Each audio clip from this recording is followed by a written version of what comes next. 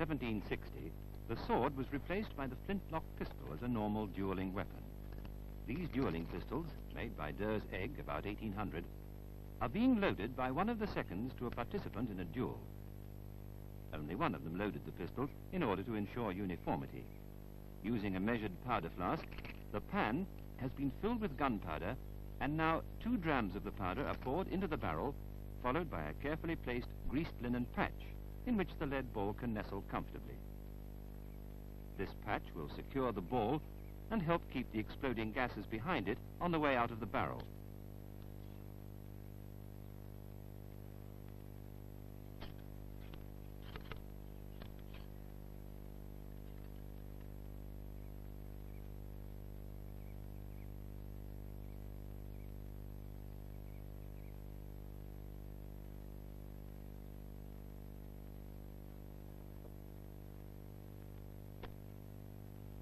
After making their selection of the loaded weapons, the duelists could either pace from a back-to-back position to their firing points, or just simply stand and fire at each other.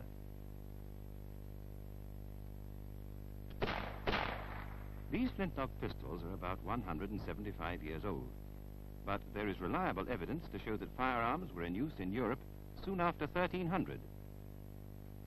The first known illustration of a gun dates from 1326, and shows a vase cannon in use by a soldier. A slow match, something like a piece of burning string, was applied to a touch hole to ignite a crude form of gunpowder. It fired a type of arrow from the muzzle. This bronze gun of a similar shape was excavated in Sweden and is believed to be 14th century. The first handguns appeared later in the same century and were made from either bronze or iron.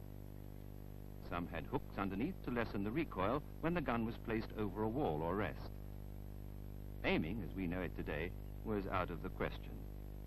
The inconvenience of trying to do 3 things, that is, hold the gun, point it in the right direction, and light it, led to the development of the matchlock gun. Here, the gunner could hold the gun with his 2 hands, and then, simply by squeezing the trigger, bring the burning end of the match, held in the serpentine match holder, onto a small amount of gunpowder, which is poured in the priming pan.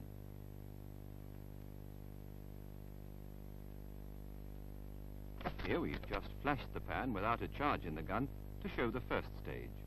When the priming pan burns with the charge loaded, it ignites the main charge through the little hole seen on the other side of the pan. The matchlock continued in use with countless variations alongside the other developments, such as wheel locks and flintlocks, mainly because the matchlock was cheap and uncomplicated. Even at this early stage, the work of the gunmaker had become, in the case of the best, an art in itself, combining the talents of many craftsmen. Just look at the beautiful intricacy of their inlay work in ivory and mother of pearl. In the year 1559, the first recorded reference is made to the musket, a name that was to survive through the centuries. The diameter of the barrel was about the size of a 12-bore shotgun, and usually fired a round lead ball, like this, and not scattershot such as this, which the sportsman uses on rabbits and game birds today. The musketeer is renowned romantically as a swashbuckling fellow, leaping about rather strangely with only a sword. Here, from a Dutch author of the early 17th century, De Guin, is what life was really like. The little wooden bottles hanging about his chest on a bandolier were measured powder charges. In addition to this, he needed to carry a bag of lead shot, 12 bullets in ye poundage, 12 bore to us. He also carried a rest on which he placed the heavy musket whenever he took aim.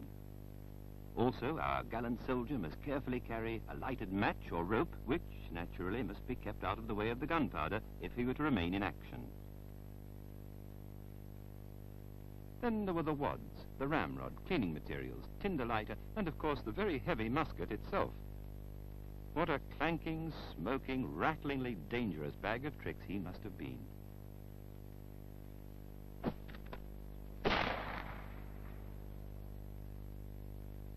Another really significant step in firearms development was the wheel lock, drawn here by Leonardo da Vinci, no less.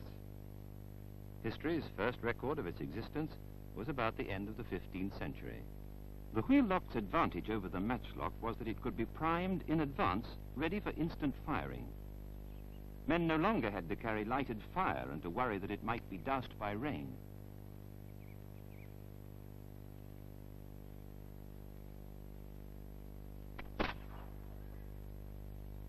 The jaws at the top of the lock here hold a piece of iron pyrites, which in turn is held against a wheel below. This has a slotted and serrated edge, which, when it spins against the pyrites, causes sparks. The spanner gives the wheel a turn, which it holds against a powerful internal spring until the trigger releases it. Note that the top of the wheel operates in the base of the priming pan. When the trigger is pulled, the wheel spins freely, causing sparks in the middle of the priming powder. The jaws with the pyrites are lowered gently, and when powder and ball have been put down the barrel, the gun is ready to fire. This is a slow motion action of the firing sequence. Note the secondary smaller fire under the wheel after the flash in the pan. This is the main charge going off and blowing out through the vent. The wheel lock's main disadvantages were its complicated and expensive mechanism and the difficulty of repairing it. These are the inside workings of a wheel lock.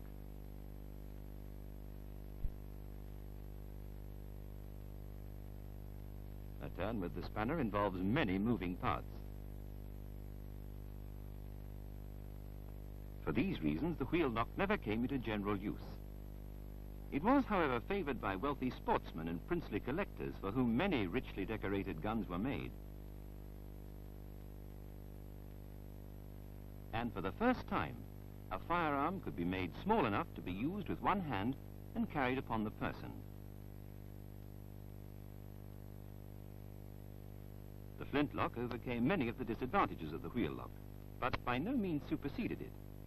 Rather, the two locks developed together, along with many other variations of the flintlock, such as the Micle lock. It really depends on who used them and in what part of the world they were made.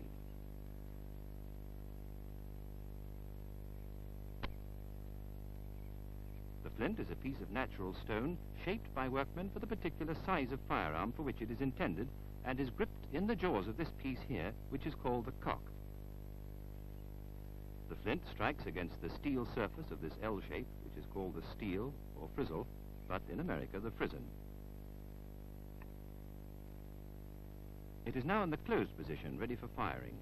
When the trigger is pulled, the cock falls, bringing the flint against the steel, which throws it open and causes sparks at the same time to fall onto the gunpowder in the pan.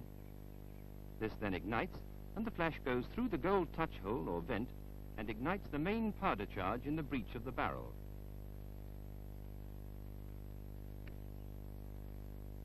It can be seen at once that the flintlock, in almost any form, is much simpler than the wheel lock. And it was this vital factor that caused it to be adopted by the armies of the world.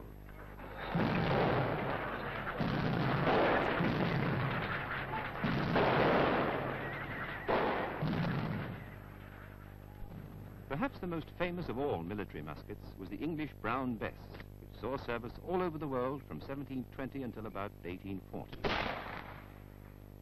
A full service charge of about 6 drams of gunpowder, that's nearly half an ounce, sounds like thunder as it drives a 3/4-inch ball of lead out of the barrel. This type of paper cartridge was used in loading the weapon. They were previously prepared and carried in pouches by the soldier, and were the forerunners of the modern cartridge.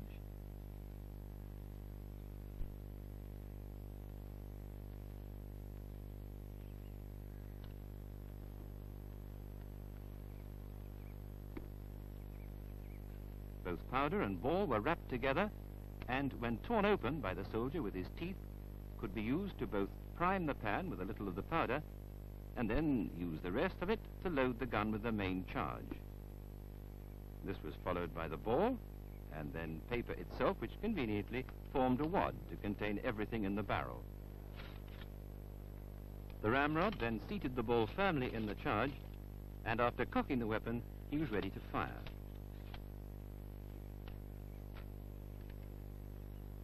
This film has slowed the action 20 times.